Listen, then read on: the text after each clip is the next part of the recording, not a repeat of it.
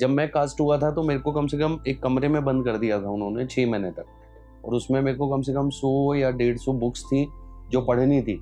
उसको समझने के लिए सिद्धार्थ गौतम की क्या साइकोलॉजी रही होगी उस समय, वो क्या सोचते होंगे और क्या उनको ऐसा लगा होगा कि मुझे ये पूरा जो सांसारिक सुख जो मेरे फादर ने मुझे दिया हुआ है, इस महलों में रहने वाला, इनको छोड़ करके एक लोगों के लिए 12 दिन के लिए विपासना करने, 10 दिन या 12 दिन के लिए विपासना करने भी गया था फाइनल शूटिंग से पहले। पीछे तो बहुत सारी चीजें हो जाती है, आपको बैरागी बनने का मन करता है, आपका मन करता है कि मैं संसार छोड़ के चला जाऊं।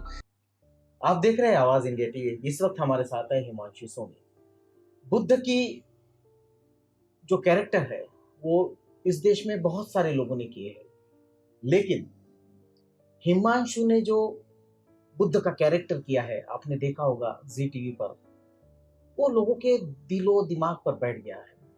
मानो ऐसा लगता है कि प्रत्यक्ष रूप से तथागत भगवान बुद्ध उनके स्वरूप में हमें प्रत्यक्ष दिख रहे हैं।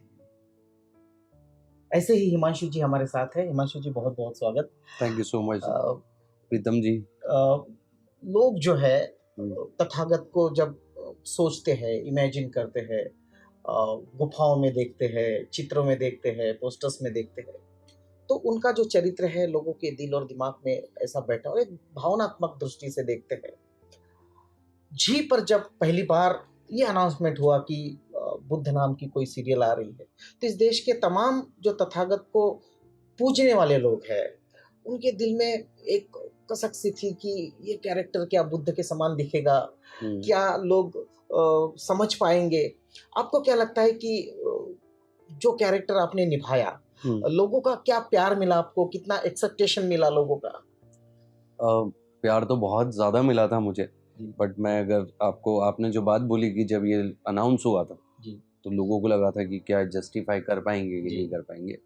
तो इस शो को प्रोड्यूस किया था डॉक्टर बीके मोदी ने, दिल्ली के बहुत बड़े बिजनेसमैन हैं। वो बुद्धिस्ट सोसाइटी से भी जुड़े हुए थे काफ़ी समय तक, और उनका ये ड्रीम प्रोजेक्ट था कि उनको बनाना है, और सारा पैसा उनका लगा हुआ है जेब से, इसमें चैनल का 1 भी रुपया नहीं है। चैनल उनके दोस्त हैं, मित्र हैं सुभाष जी, तो साथ में बात हुई होगी कि हम जी पर इसको टेलीकास्ट करेंगे।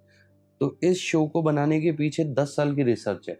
उसके बाद अब आप देखो, अगर ये शो 2013-14 में शूट किया है हमने, तो 10 साल पहले की रिसर्च है, तो 2004-5 से 3 से वो सोच रहे होंगे, तो उसके पीछे कितने लोग काम कर रहे होंगे। इन लोगों ने पूरी team Vietnam, Thailand, China, Korea, हर जगह जाकर के इन्होंने, इंडिया, सब लोगों से बात की है कि सिद्धार्थ गौतम कैसे थे, कैसे दिखते होंगे, क्योंकि जब कास्टिंग चल रही थी तो बहुत सारे लोगों की कास्टिंग चल रही थी, लेकिन अपन इतना डीप डाउन नहीं जाएंगे। जब मैं कास्ट हुआ था तो मेरे को कम से कम एक कमरे में बंद कर दिया था उन्होंने 6 महीने तक, और उसमें मेरे को कम से कम 100 या 150 बुक्स थी जो पढ़नी थी।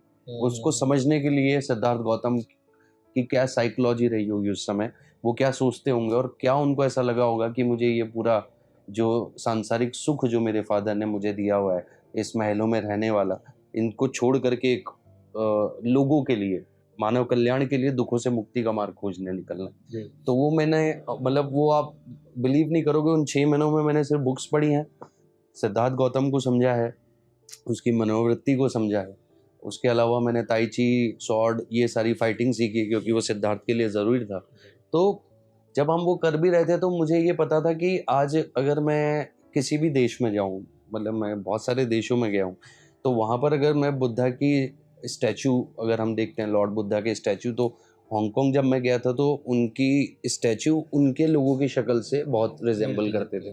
थाईलैंड में जाता हूँ तो थाईलैंड में जो स्टैचू बनाता है वहाँ का जो भी आर्टिस्ट, वो कोशिश करता है कि थाईलैंड की तरह ही दिखने वाले बुद्धा दिखें। जापान में वैसे हैं, चाइना में, तो मतलब मोस्टली अगर मैं एक बात बोलूँ तो गौतम बुद्धा का चेहरा हर देश के अंदर अलग है जी। यानी कि अगर तो उनकी मानसिकता भी वैसी होगी कि अगर बुद्ध होंगे तो ऐसे दिखते होंगे, करेक्ट। तो हमारे लिए सबसे बड़ा चैलेंज था कि जब हम ये शो लेकर के आएंगे तो हम राइटिंग वाइज बिल्कुल करेक्ट हों, हम स्टोरी वाइज करेक्ट हों, हम हर चीज़ में करेक्ट हूँ। बट द थिंग इज़ कि हम चाहते थे, जो प्रोड्यूसर थे डॉक्टर बीके मोदी, वो बोल भी रहे थे कि मैं चाहता हूँ कि दुनिया का एक एक बच्चा जो बुद्धिस्ट है या नहीं है, या बुद्धा के फॉलोअर हैं कि नहीं है, या क्योंकि अभी ओवरऑल जो समाज है, जो वर्ल्ड है, जा रहा है टीचिंग्स बुद्धा की, मतलब बुद्धा की, they are going to learn Buddha teachings, Dhamma सीखना चाहते हैं, बुद्धा को फॉलो करना चाहते हैं। बहुत सारे फॉलोअर हैं, जो नए नए फॉलोअर भी जुड़ रहे हैं, वर्ल्ड वाइड जुड़ रहे हैं। तो वो चाहते थे कि ये चेहरा वो पूरी दुनिया एक्सेप्ट करे जी। तो वो चैलेंज था, लेकिन अब चेहरा तो बदल नहीं सकते ना, कि मैं कहीं और देश में जाऊंगा तो अपना चेहरा बदल लूंगा। तो हमारे पास एक ही ऑप्शन था कि हम उसको इतनी जेन्युइनिटी के साथ उस चीज को परफॉर्म करें कि लोगों के दिल में वो बैठ जाए और लोगों को समझ में आ जाए, अगर बुद्ध होंगे या सिद्धार्थ गौतम होंगे तो वैसे ही दिखते होंगे। तो वो मेहनत हमारी थी। इसीलिए जब मैं 6 महीने कमरे में बंद था तो मैं इतनी किताबें इसलिए पढ़ रहा था कि मैं एक भी ऐसा कोई पॉइंट सिद्धार्थ गौतम की लाइफ का ना छोड़ूं जो मेरे को बुद्ध बनने की जर्नी में प्रॉब्लम दे। जब मैंने सिद्धार्थ को पढ़ लिया तो फिर मैंने गौतम बुद्ध को पढ़ना स्टार्ट किया। तो इस तरीके की एक जर्नी होती है। फिर आप अपने दिल से जब परफॉर्म करते हो तो बहुत सारे एलिमेंट्स होते हैं, तब जाके लोगों का इतना प्यार मिलता है। मुझे ये जो कैरेक्टर है ये यूनिक कैरेक्टर है, जिसको हम बोलते हैं कि दुनिया में अकेला कैरेक्टर है इस प्रकार का। उनका शरीर, उनकी बोलने की तरह। तो जब आपका डिस्कस होता था कास्टिंग के बाद, जब सेट पे डिस्कस होता था, तो कुछ स्पेशल प्रैक्टिस आपने की थी कि इस कैरेक्टर में हम। मैंने अभी आपको बताया कि इस कैरेक्टर के लिए सेट पे जाने से पहले 6 महीने मैं कमरे में बंद होके वही तो कर रहा था।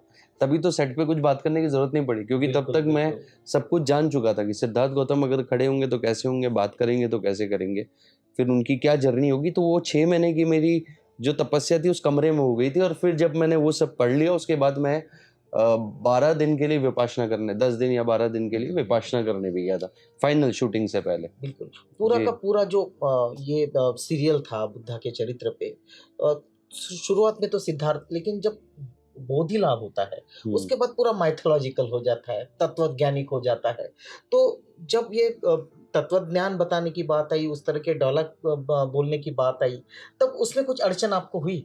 नहीं, मुझे नहीं हुई, क्योंकि वो आपका हार्डवर्क होता है। क्योंकि अड़चन का काम तब होता है जब आपको कुछ चीज़ समझ में नहीं आ रही है या आपको किसी के बारे में कुछ पता नहीं है। अगर आज मैं आपसे अगर किसी भी चीज़ की बात करूँ कि कपड़ा कौन सा है, अब आप इसके बारे में जानते नहीं हो, आप बता पाओगे? जी नहीं। अगर आपने इसको पढ़ा है, समझा है कि कौन सा कलर है, कौन से फैब्रिक से बना है, किस मील से निकला है, कितनी बार इसके अंदर वो थ्रेडिंग की गई है, तो आप इसको डिस्कस कर सकते हो, डिस्क्राइब कर सकते हो और अच्छे से बता सकते हो। वही जो जर्नी होती है एक एक्टर की लाइफ में, उसकी काबिलियत तब दिखती है, उसकी एक्टिंग में क्राफ्ट और वो जेन्युइनिटी तब आती है जब उसको पता होता है वो क्या कर रहा है। अनजाने में किए गए कैरेक्टर आप कैसे भी कर सकते हो। बिल्कुल। एक आखिरी बात, ये सीरियल करने के बाद, बुद्ध का किरदार निभाने के बाद, ऐसा कोई जीवन में परिवर्तन आपको लगा कि नहीं अभी मुझ में थोड़ा सा परिवर्तन हुआ है? मैं जब आई थिंक 23, 24 25 रहा हूँगा जब मैंने बुद्ध किया, 24 ईयर ओल्ड था मैं तब, मैंने जब गौतम बुद्ध किया था। तो लाइफ में इस समय पर इस तरीके के शोज करने के पीछे तो बहुत सारी चीज़ें हो जाती है। आपको बैरागी बनने का मन करता है, आपका मन करता है कि मैं संसार छोड़ के चला जाऊं, लेकिन जिम्मेदारियां बहुत सारी होती हैं लाइफ में। तो मेरे को लगता है जो बेस्ट पार्ट था मेरी लाइफ में, जो मैंने सीखा कि अनित्य है जो भी चीज़ आप देख रहे हो, ये कुछ भी चीज़ स्थायी नहीं है, समय के साथ सब बदल जाता है। वो है ना, जो जन्मा है उसकी मृत्यु निश्चित है। जो धम्म व्हील ये सिखाता है आपको कि हर चीज परिवर्तित होती रहती है। हम जो अभी बात कर रहे थे थोड़ी देर पहले, वो मर चुके हैं, आप समझ रहे हो। तो अगर उस तरीके की आपके अंदर चीजें समझ में इतनी छोटी उम्र में आ जाती है, तो आपको ये समझ में आ जाता है कि अगर मैं किसी डिजायर के पीछे भाग रहा हूँ या मैं किसी और चीज के पीछे भाग रहा हूँ, उसकी जरूरत नहीं है। आप अपना काम करते रहो, आप प्रेजेंट में रहो, यानी live in present and be good. जो गौतम बुद्धा के 4 नोबल ट्रूथ हैं, आप समझ रहे हो कि दुख है तो कारण है, उन कारण का निवारण भी है। उसके अलावा उनके अष्टांग मार्ग है, सम्यक दृष्टि, सम्यक ज्ञान, सम्यक जीवन शैली, सम्यक आजीविका, ऐसे करके।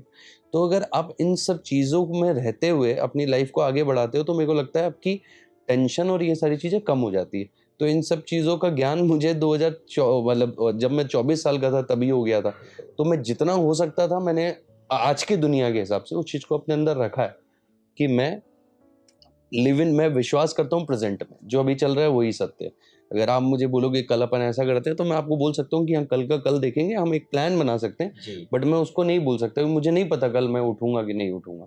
तो मेरे को ऐसा लगता है आप जिस मूवमेंट में हो, जो आप देख रहे हो, जो सुन रहे हो, आप वहाँ अवेयर हो गए तो आप पूरी लाइफ अवेयर हो जाते हो। बिल्कुल। सबसे बेस्ट तो यही एक फिलोसॉफी है जो मतलब मैंने उसको पकड़ के रखा, जाने नहीं दिया। हिमांशु जी, लाखों दर्शक आवाज इंडिया टीवी पर जी। आपको देख रहे हैं और हमारे दर्शक आपको देख रहे हैं तो उन्हें ये फील होता होगा कि साक्षात सिद्धार्थ के साथ बात कर रहे हैं। जी। तो हमारे दर्शकों को आप क्या संदेश देना चाहेंगे?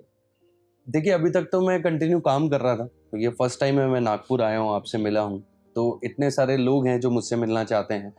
कई लोग हैं जिन्होंने मुझे देखा है, तो बाय चांस नाम में भी कन्फ्यूजन है कई लोग कि किसने किया है। तो मतलब मैं बताना चाह रहा था, लोगों से मैं मिलना चाहता हूँ बाहर जा कर के, उनसे उनके साथ समय व्यतीत करना चाहता हूँ।